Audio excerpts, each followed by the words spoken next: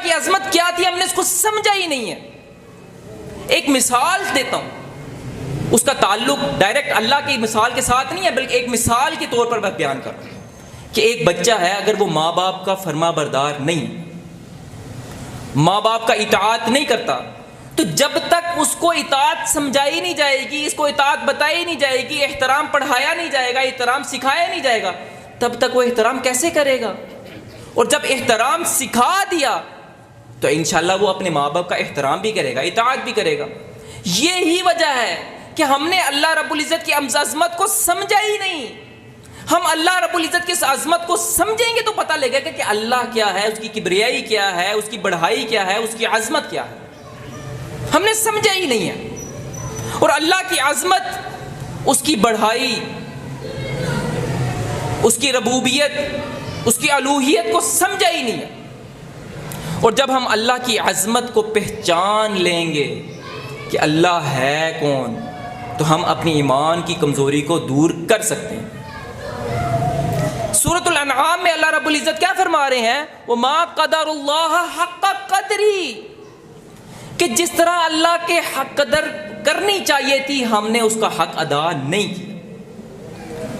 جس طرح اس کی قدر کا حق تھا ہم نے وہ حق ادا نہیں کیا. جو عظمت اس کی تھی ہم نے وہ عظمت نہیں کی.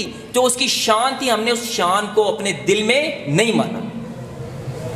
اور اسی طرح سورۃ الحدید میں اللہ رب العزت کیا فرما رہے ہیں؟ هو الآخر, وہی ہے, هو الاول, وہی ہے جو سب سے اول ہے, هو الآخر, وہی ہے جو آخر تک رہنے والا ہے, وہ ظاہر, وہی تو ظاہر ہے, والباطن, اور وہی تو ہے جو باطن ہے. تو ہم سمجھا ہی نہیں ہم نے کہ اللہ کی عظمت کیا ہے. اور اللہ نے جو ہم پر انعامات کیے ہم نے اس پر سمجھا ہی نہیں. جو نعمات ہمیں اللہ رب العزت نے دی ہیں ہم نے ان نعمتوں کو سمجھا ہی نہیں. اللہ رب العزت اپنے قرآن میں کیا فرما رہا ہے کہ اے میرے بندو, پوری دنیا کے درختوں کو قلم بنا دو, پوری دنیا کے, اور پوری دنیا کے دریا, جتنا بھی پانی اس دنیا کے اندر ہے, تمام کے پانی کو سیاہی بنا دو.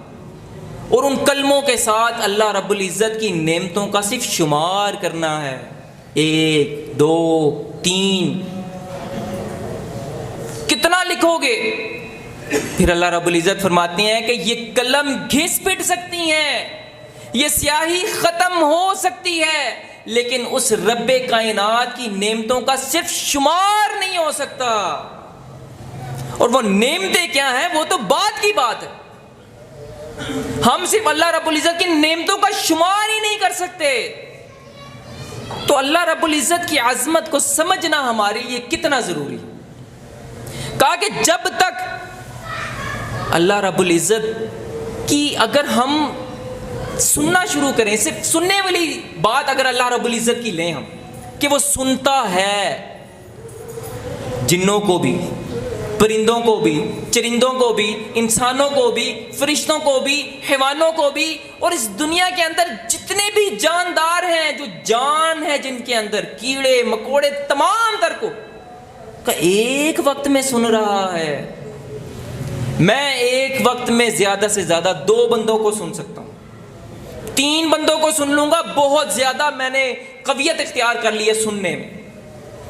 اور انہی میں اگر کچھ لوگ آ کر اونچی بولنا شروع کر دے تو میں ایک کی بات بھی صحیح طرح سن نہیں سکتا.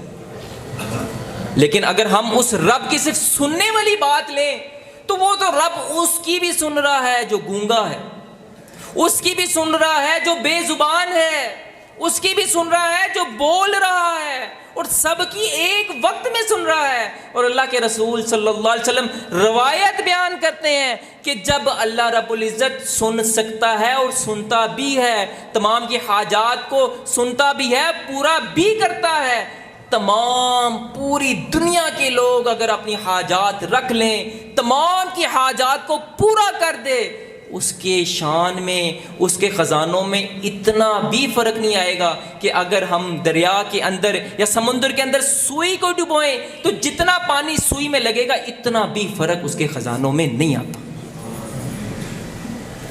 تو ہم نے اس کی رب کی شان کو جانا ہی نہیں.